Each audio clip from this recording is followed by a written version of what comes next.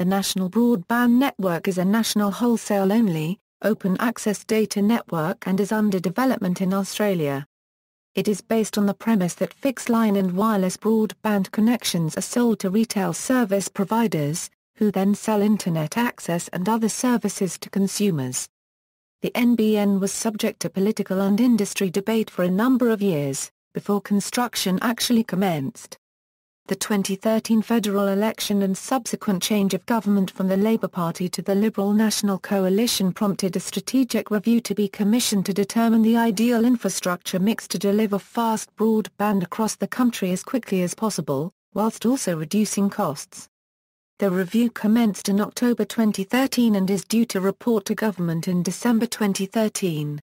In opposition, the coalition made clear it expected the technology mix could include fibre-to-the-node and fibre-to-the-building architectures, existing hybrid fibre coaxial networks and other privately operated fibre broadband infrastructure, along with the existing NBN company technologies of fibre-to-the-premises, satellite and long-term evolution fixed wireless. Since taking government, the coalition has not backed away from these intentions, though Communications Minister Malcolm Turnbull has stated he is thoroughly open to whatever recommendations the strategic review of the NBN makes in terms of the best technology infrastructure mix. The redesigned network is currently estimated by the Liberal National Coalition to cost $29.5 billion Australian dollars in public funding to construct by 2019. The build cost has been a key point of debate. NBN Company, a government-owned corporation, was established to design, build and operate the NBN, and construction began with a trial rollout in Tasmania in July 2010. The fibre-to-the-premises rollout was planned to reach approximately 93% of premises in Australia by June 2021, but following a change of government, it is now expected to reach an unknown percent of the population. This will be represented by a mix of greenfields areas where it wouldn't be cost-effective to lay new copper, as well as some of the brownfields areas where the existing copper is deemed to be severely affected by groundwater or other factors, or simply where the NBN fibre rollout has already advanced to a point where it wouldn't be cost-effective to turn back to copper. Most of Australia's copper network is affected by water due to extensive use of faulty gel for insulation in the past. As of November 3, 2013, construction of the network had passed 354,793 premises and there were 109,862 active customer services. In areas where the fibre-to-the-premises network is being rolled out, FTTP will gradually replace the copper network which is owned by Telstra and currently used for most telephony and data services. As part of an agreement with NBN Company, Telstra will move its customers to the NBN, and lease access to its exchange space and extensive network ducting to assist in the rollout. A similar agreement with Optus is in place. However, the new Liberal National Coalition government is currently considering whether these arrangements will continue as part of its strategic review of the NBN. As of June 30, 2015, the company announced 1,011,973 premises are now able to order NBN services. Of that, 571,527 brownfields and 180,796 greenfields premises are able to order fixed-line services, Communications Minister Malcolm Turnbull said. An additional 220,917 premises are able to order services in fixed wireless, and 38,743 premises have connected to the interim satellite service. Network design equals fibre-to-the-premises equals. Premises within the FTTP footprint are connected using Ethernet over a gigabit passive optical network giving a peak speed of 1 gigabit per second. A fibre optic cable, known as the drop fibre, goes from the premises to the street ending at the top of a power pole or in an underground pit. The drop fibre cable joins a local network, which links a number of premises to a splitter in the fibre distribution hub. A distribution fibre cable connects the splitter in the distribution hub to a fibre access node, which is linked up to a POI. Mike Quigley, CEO of NBN Company, said one of the advantages of a GPON network is the distribution hub requires no electronics. He used an example in the United States where a hub was underwater and full of mud, and it continued to function while the fire department used a high-pressure hose to clean it. Without electronics, the distribution hub does not require a power supply, nor a battery for power outages. In a GPON network, only the local exchanges housing the fiber access nodes and the equipment on premises require a power supply. The FTTP network architecture chosen by NBN Company comprises a number of replicating modules which is combined to make up the FTTP network. A fiber distribution area includes up to 200 premises linked up to a fiber distribution hub. A fiber serving area module comprises 16 fiber distribution areas, which services up to 3,200 premises. A fiber serving area comprises 12 fiber serving area module connected to a fiber access node, which services up to 38,400 premises. During the 10-year construction, NBN Company plans to build or lease approximately 980 fiber serving areas, servicing up to 37,632,000 premises. Mike Quigley said the modular design will decrease the construction risk of the NBN and allow continuous improvements in the construction, network design and supply chains. Fixed wireless and satellite equals. Approximately 93% of the population was planned to be serviced with fiber to the premises, with the remainder serviced by either fixed wireless or satellite technologies. The FTTP build costs for each premises increases with each percentile in the last 7%, because of a low population density. The current funding could only achieve approximately 93% FTTP footprint. However, the FTTP footprint will be expanded where users or communities are willing to pay the incremental costs of installing FTTP. NBN Company will deploy a 4G long-term evolution fixed wireless network covering approximately 4% of the population outside the fiber footprint. The premises in the fixed wireless footprint will be hooked up to an antenna allowing a connection to a wireless base station. The base station links to a POE via a backhaul. The 2.3 GHz and 3.4 GHz spectrums will be used to deliver these fixed wireless services. Unlike the mobile networks, only premises can connect to the NBN's fixed wireless network. The number of premises assigned to each base station will also be limited. Mike Quigley said the limits will ensure users received a good service, because of the high throughput. Users at the edge of the coverage for each base station will receive a peak speed of 12 megabits per second. The speed increases considerably moving closer to the base station. NBN Company is planning to launch 2 Ka-band satellites by 2015, each offering 80 gigabits per second of bandwidth, compared to 4 to 6 gigabits per second capacity available from current satellites servicing Australia. In the interim, NBN Company will use existing satellite to provide 6 megabit per second to a limited number of premises which currently do not have access to broadband speeds. The satellites will be used to bounce signals from a satellite dish on the premises to an earth station, known as a gateway. The gateway is then connected to a POE via a fiber backhaul.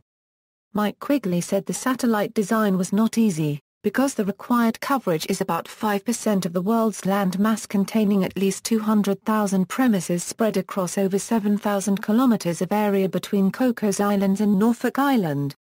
Equipment and connectivity equals. Internet access and other services using the NBN are sold to consumers from a retail service provider, who connects their network to the NBN at a point of interconnect.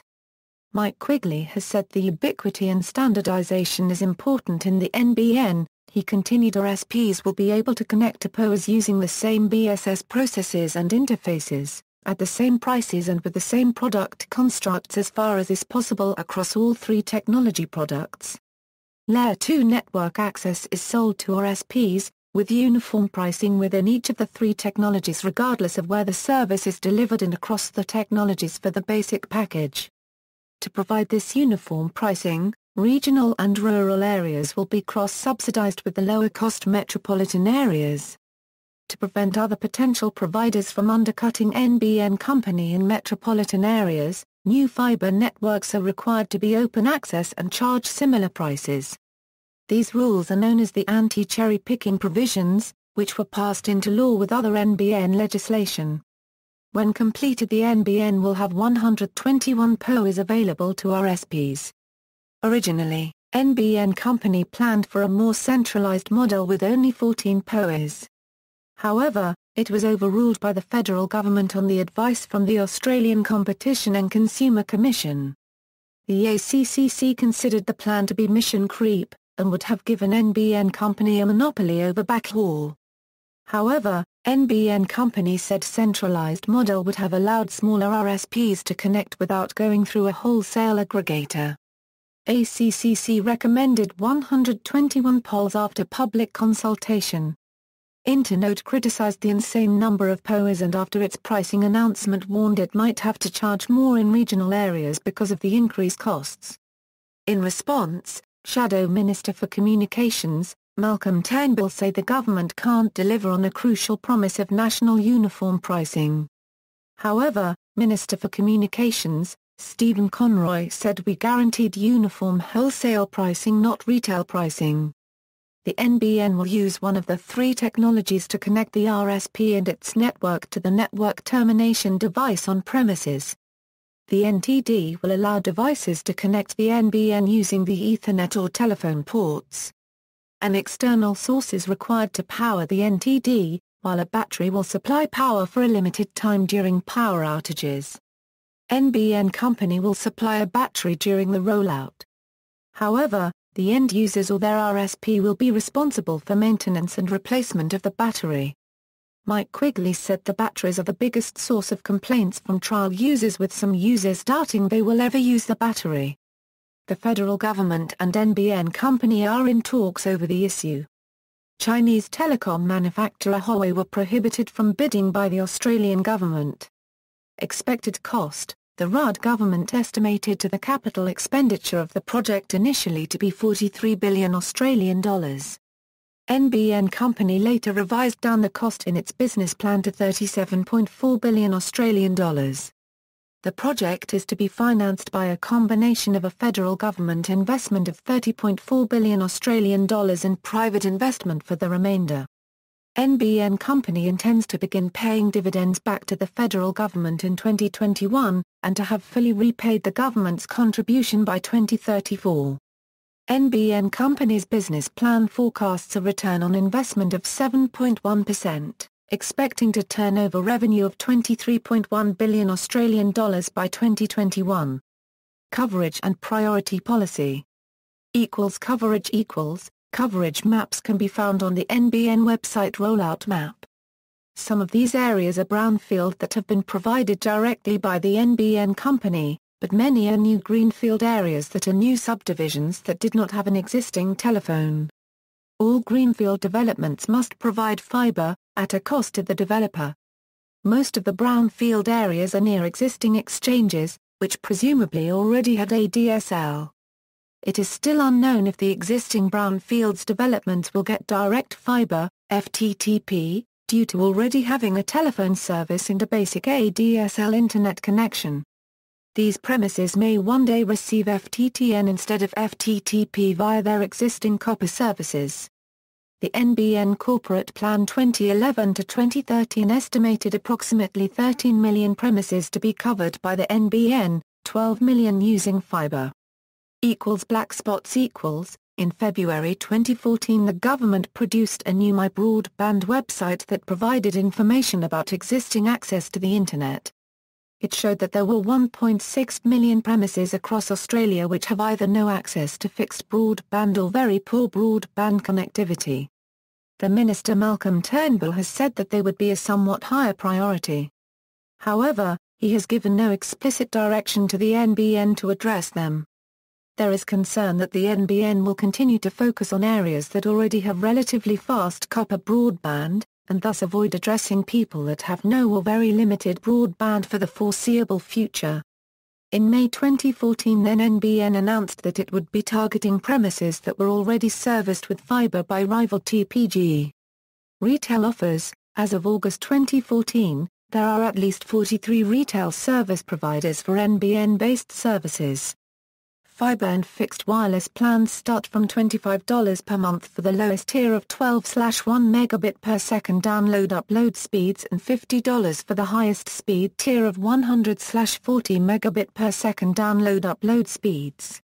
Implementation equals customer uptake equals, during the development of the NBN, customer uptake is of great interest to all constituents. The table below tracks this information. It includes all manners of delivery by the NBN, including fiber, satellite and wireless. This table tracks fiber rollout specifically. Premises are considered passed when all design, construction, commissioning and quality assurance activities in an FSAM, fiber servicing area module, have been completed for the local network and distribution network. Certain premises classed as Service Class 0, which require extra internal construction such as apartments, townhouses, shopping arcades and industrial complexes may not be able to order services, even though their premises has been passed. As of March 31, 2015, 64,102 premises of the 722,031 premises passed were classed as being Service Class 0, a Euro being the service class that applies to a premises that is not NBN serviceable for the purposes of the NFAS but is in the footprint of the NBN company fiber network.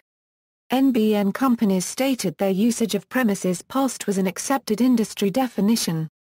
However, their corporate plan defined premises passed as places where NBN services may be ordered and purchased, causing NBN company to be accused of creative accounting.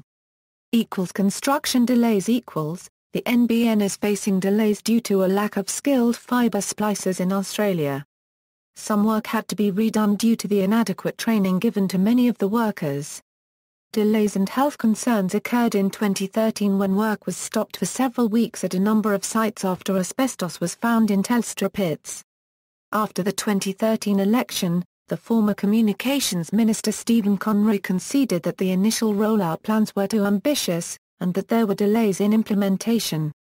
In April 2014, the Australian newspaper judged the NBN rollout in Tasmania, its first location, as shambolic and abysmal.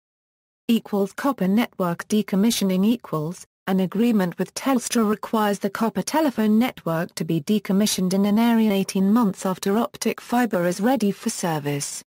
Also, new connections must be made to the optic fibre network and not the copper network. In some cases, premises have been left without service due to lengthy delays in establishing NBN connections. Telstra advises the use of the mobile network for phone and internet in these cases.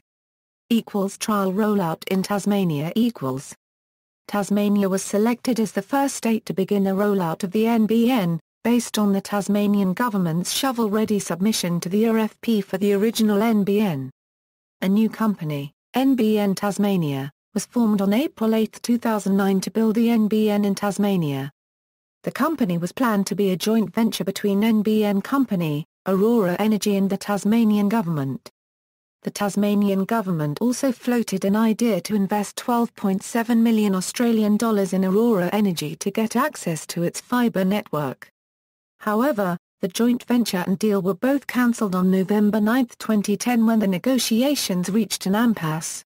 Although the joint venture was cancelled, Aurora Energy still plays a role in the construction of the NBN in Tasmania. The trial rollout in Tasmania comprises 3 stages. Stage 1 was announced on July 2009 with the first customers being connected a year later. Stage 1 included connections to premises in Smithton, Scottsdale and Midway Point and construction of fibre backbones from Port Latra to Smithton, Cambridge to Midway Point to Triabunna, Georgetown to Scottsdale and Scottsdale to St. Helens. On completion of Stage 1, 4,000 premises were offered fibre installation. 51 agreed to be NBN ready, but only 10.9% actually took up the service. As of May 6, 2011, 712 premises have an active service and 11 premises are awaiting service activation by a retail service provider. The Tasmanian Parliament passed opt-out legislation on November 18, 2010, to allow NBN Company to install fibre connections to premises unless the property owners explicitly decline the installation. The fibre connection is free, however, if the installation is declined and a connection is ordered at a later date, NBN company may charge a connection fee. The bill passed the Tasmanian lower house with the support of all members. During his second reading speech, then Premier of Tasmania David Bartlett said the take-up rates were a good early result. However, he said it was important to increase the participation rate. In his closing remarks, Bartlett said, "The NBN in Tasmania is a once-in-a-generation opportunity to create jobs and contribute to a new economic direction." In her second reading speech on behalf of the Tasmanian opposition, Elise Archer said the NBN is an important infrastructure, but that the state Liberals have some concern that the NBN business model seems to rely more and more on eliminating competition and other technologies. Stages 2 and 3 were announced on October 21, 2009 and March 1, 2010, respectively. Approximately 11,150 premises in Sorrel, Deloraine, Georgetown, St Helens, Triabunna, Kingston Beach and South Hobart were included in Stage 2. Stage 3 includes approximately 90,000 premises in Hobart, Launceston, Devonport and Burnie. Stage 2 will include a trial of expanding the FTTP footprint to areas not included in the initial rollout. The trial will allow individuals and councils to pay the incremental cost of a fibre connection over fixed wireless in order to receive a fibre connection from NBN company. The costs will include provisioning further space in exchanges and rolling out additional fibre optic cables. At the time of launch, the access prices for RSPs were temporarily set at a flat rate of $300 per premises with no ongoing monthly charges. Mike Quigley said one of the reasons for the flat rate is the OSS and BSS systems was not built to make the process automatic. He continued, if NBN company charged a monthly charge without the systems, it would have been a very manually intensive process, and not a sensible proposition. However, RSPs did charge a monthly fee to customers, to cover the cost of the trial. Of the first 4,000 residences in Hobart, only 10.9% have actually taken up a service. However, as part of the agreement with Telstra is to decommission the existing copper network as the NBN becomes available, this is not considered as representative of the ultimate NBN adoption by customers. First release sites equals 5 areas comprising around 14,000 premises were chosen as the first mainland sites, each representing rollout challenges the NBN was expecting to face during an Australia-wide rollout, with the first services going live on April 19, 2011. Commenced on August 17, 2010, Armidale was the first site to officially launch on May 18, 2011 with 2,900 premises included, of which 90% did not opt out for connection. Kiama Downs and Minnamurra was the second site to officially launch, following Armidale on July 29, 2011. Approximately 2,350 premises were passed, of which 80% did not opt out for installation. Brunswick had the lowest installation rate at the time of its official August 4, 2011 launch. Of the approximately 2,689 premises passed, only 50% opted for installation. Oitkenvale and Mundingborough followed Brunswick on September 1, 2011 with approximately 3,100 premises passed and 63% did not opt out for installation. Willinga was the fifth and final first release site to officially launch on September 16, 2011 with approximately 940 premises passed and 91% did not opt out for installation. These figures are for passive installation of a dark fibre to the premises. To activate it, residents need to purchase a service from an RSP.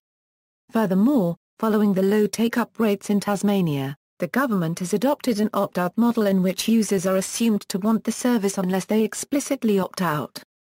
Thus, passive installation figures may be quite different from the proportion of residences that actually use the NBN service. Second release sites equals 14 second release sites comprising 54,000 premises in all states and territories were announced on July 8, 2010 with construction commencing in August 2011. The sites comprise premises in Asperley, Bacchus Marsh, Casuarina, Coffs Harbour, Geraldton, Gungahlin, Mandurah, Modbury, Prospect, Riverstone, South Morang, Springfield Lakes, Toowoomba and Victoria Park.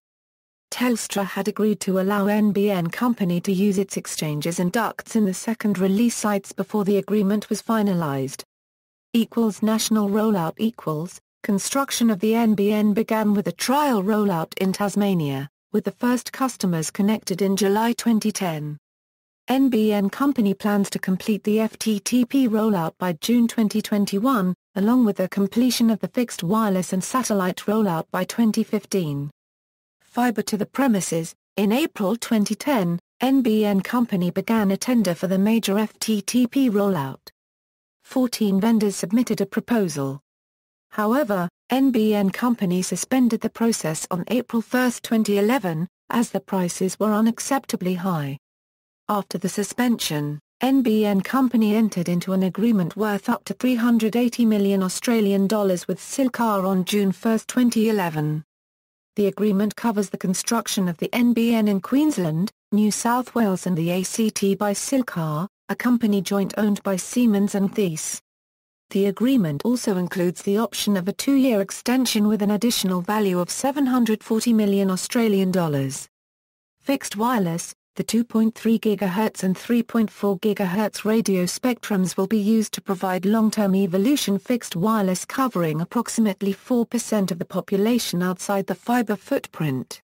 NBN Company bought spectrum from Austar for $120 million in February 2011, with the remaining spectrum covering areas in Western Australia, the Northern Territory, South Australia, Outback Queensland and New South Wales were bought on July 13, 2011 for $1.3 million in an auction by the Australian Communications and Media Authority. NBN Company said the spectrum bought from Austar and in the auction covers all the geographic coverage it needed to build its fixed wireless network.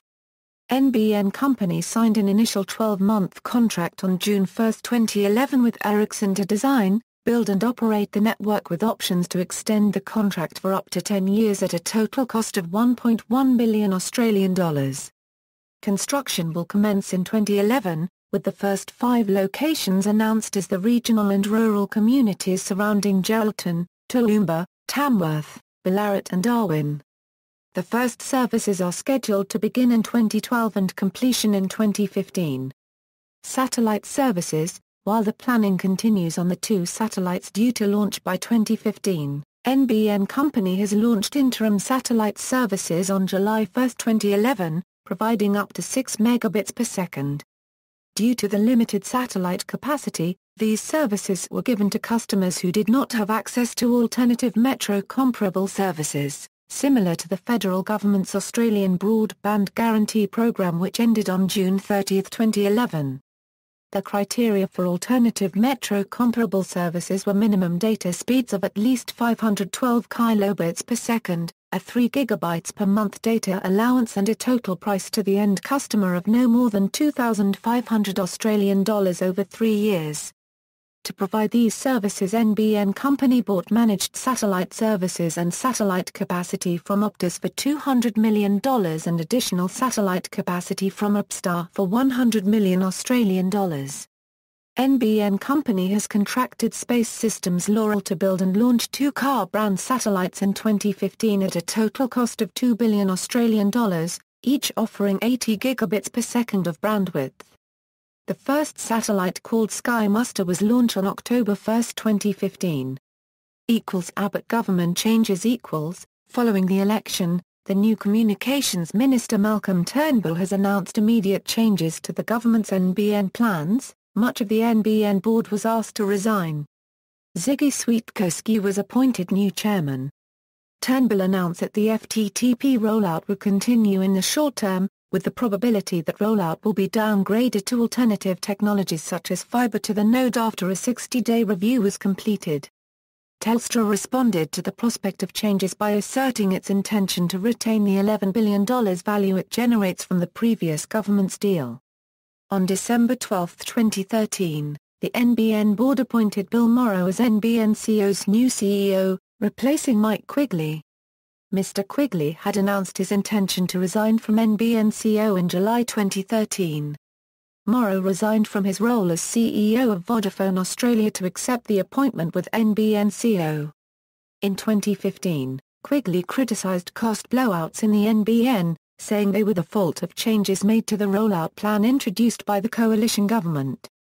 History of policy development = previous attempts at national broadband networks = Broadband Advisory Group 2003. In a report released on January 22, 2003, the Howard government's Broadband Advisory Group recommended the federal government work with other governments and industry stakeholders to form a national broadband network. A subsequent Senate committee recommended the federal government replace the increasingly obsolete copper network with a new network based on fiber-to-the-node or alternative technologies. Telstra Copper Upgrade Proposal 2005. On November 15, 2005, Telstra, the owner of the National Copper Network, announced a plan to upgrade its aging networks, including a rollout of a fiber-to-the-node network.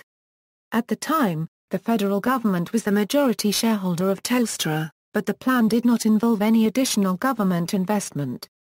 The rollout was later put on hold after the Howard government refused to exempt the new network from laws requiring third-party access, instead saying Telstra could achieve the exemption by applying to the competition regulator, the Australian Competition and Consumer Commission. Telstra dropped plans for the new network on August 7, 2006, after reaching an impasse in negotiations with the ACCC. Former ACCC chairman, Graham Samuel, later said the proposal was an illusion on cost and on the capacity to truly deliver high-speed broadband to end users. Broadband Connect Policy and Opal Networks 2006/07. In June 2006, the Broadband Connect Policy was announced by the Howard government with an aim of providing greater access to broadband services in rural and regional areas. Opal Networks €50 joint venture between Optus and Telstra was announced on June 18, 2007 as the sole successful bidder in tender. However, on April 2, 2008, Communications Minister Stephen Conroy of the then recently elected Rudd government terminated the agreement because Opal had failed to meet the terms of the contract. G9 Consortium 2007, 9 telecommunications companies AAPT, Internode, ENET, Macquarie Telecom, Optus, PowerTel, Primus, Sol and Transact, formerly known as G9 proposed its own FTTN network on April 20, 2007, however, it was rejected by the ACCC on December 17, 2007 because of future unknown conditions for access. Current policy Initial failed federal government RFP 2007/09, in the run-up to the 2007 federal election. Opposition Labour Party leaders announced a Labour government would build a super-fast national broadband network, if elected. The network was estimated to cost $15 billion Australian dollars, including a government contribution of $4.7 billion Australian dollars, which would be raised in part by selling the federal government's remaining shares in Telstra. After the election, the new Labour-Rudd government issued a request for proposals to build the NBN, and 6 proposals were submitted by Acacia, AxiaNet Media, Optus on behalf of Terrier, Transact and the Tasmanian government, as well as Telstra. Telstra's submission was later excluded, leading to warnings that if the project were to go ahead, Telstra would be entitled to compensation estimated at $15 Australian dollars €20 billion, with the other bidders neither able to meet the government's requirements nor able to raise the necessary capital during the global financial crisis. The RFP was terminated on April 7, 2009. Current policy announcement April 2009, after terminating its initial RFP, the Rudd government announced it would bypass the existing copper network by constructing a new national network combining fibre-to-the-premises, fixed wireless and satellite technologies. Tasmania was selected for a trial deployment based on the Tasmanian government's submission to the RFP. At the same time, the federal government threatened to force a structural separation of Telstra. Creation of NBN Company April 2009, NBN Company was established on April 9, 2009 and Mike Quigley was appointed Chief Executive Officer on July 25, 2009. An implementation study was commissioned in April 2009 and released on May 6, 2010 by the Rudd government. McKinsey & Company and KPMG concluded the NBN can be implemented and made 84 recommendations in the study, including expanding the fiber footprint to 93% from the original 90%. NBN Company released its business plan on December 20, 2010, including forecasts and network design.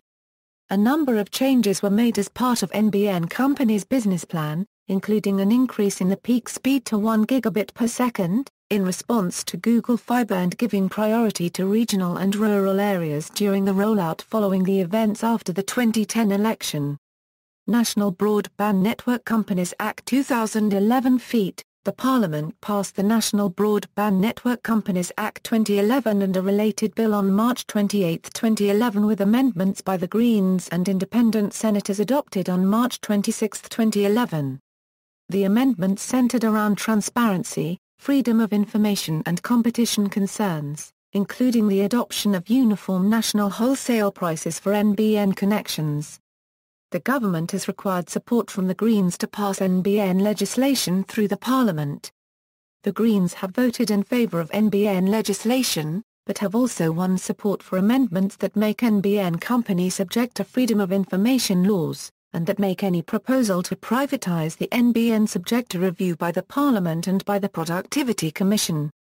The government has also required the support of other independent and minor party members and senators for NBN legislation. Independent Senator Nick Xenophon also supported NBN legislation in the upper house, but only after the government agreed to release a summary of NBN Company's business case.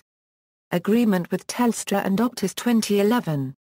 NBN Company signed a definitive agreement with Telstra on June 23, 2011, estimated to be worth $9 billion Australian post-tax net present value, building upon the signing of a financial heads of agreement a year beforehand. Instead of separating, Telstra agreed to disconnect its internet customers from the copper and hybrid fiber coaxial networks in areas where FTTP has been installed, and agreed to lease dark fiber, exchange space and ducts to NBN Company. A part of the agreement, Telstra would not be able to market their mobile network as an alternative to the NBN for a number of years. This clause is similar to the one in the agreement with Optus over its hybrid fiber coaxial network, estimated to be worth $800 million Australian post-tax net present value. The ACCCA Euro, whose approval is required before both agreements take effect, raised concerns about the clauses being anti-competitive. Both Telstra and Optus would remain the owner of their respective networks. On October 18, 2011, Telstra shareholders overwhelmingly approved the deal. Responses by stakeholders. Since its announcement, the NBN has received both criticism and praise from politicians, telecommunication companies, businesses and the public. The coalition initially described the NBN as a dangerous delusion, and a white elephant on a massive scale, instead advocating a policy focused on filling gaps in the current copper networks where commercial solutions were not always viable. National Senator Barnaby Joyce said the NBN mirrors a proposal released by their think tank, saying it delivers a strategic infrastructure outcome, and it is vitally important that the NBN gets to the corners of our country where the market has failed. The Greens said the NBN is a key piece of 21st century infrastructure. Independent MPs Rob Oakeshott, Tony Windsor, Bob Katter and Andrew Wilkie have expressed support for the NBN. Bob Katter said the NBN is a great thing for this country. Tony Windsor said the NBN is too good an opportunity to miss. Family First Party leader Steve Fielding said the NBN will bring Australia up to speed. Telecommunication companies Optus, Linet, Internode, and Vodafone Hutchison have expressed support for the project, along with the Australian Internet Industry Association, which said optical fibre solutions are a critical part in the evolution of the Internet. Internode Managing Director Simon Hackett said he was glad the NBN is going to go ahead. Vodafone Hutchison CEO Nigel Dew said the NBN will transform the competitive landscape. However, other telecommunications companies including AAPT, PIPE Networks and Exitel have expressed opposition to the NBN. AAPT Chief Executive Paul A. Broad said the NBN will stifle competition. SPIPE Networks founder Bevan Slattery said the NBN is economically irresponsible. Ex-Opal chief executive John Linton described the NBN as a political stunt. Microsoft, Google and Intel have expressed their support for the NBN. Google's head of engineering, Alan Noble, said the NBN will be the greatest enabler of innovation. Intel Managing Director Philip Cronin said the NBN has the potential to deliver significant long-term benefits. The Swinburne University of Technology conducted a survey of Australian Internet usage for the World Internet Project between September 2009 and October 2009. The survey of 1,000 people asked about Internet usage and how it influences daily life. A question was included asking if the NBN was a good idea. 74.5% agreed. In the survey, the NBN had stronger support among younger people and Internet users. The size of the government investment in the NBN has been a key point of debate. The coalition called for a cost-benefit analysis, describing the NBN as a white elephant on a massive scale. The Economist Intelligence Unit criticized the NBN as a huge cost to the public sector. See also: National Broadband Plan in the United States, Ultra-Fast Broadband Program in New Zealand. References. External links: Official website of the National Broadband Network, official website of NBN Company, official Twitter stream for NBN Company, Corporate Plan 2011 Euro 2013 for NBN Company, or Broadband Euro information about various broadband plans and availability of fibre optic broadband in Australia, National Broadband Network website by the Department of Broadband, Communications and the Digital Economy, NBN, Guide for Consumers by the Australian Communications Consumer Action Network, Implementation Study on the National Broadband Network written by McKinsey & Company and KPMG, Joint Committee on the National Broadband Network.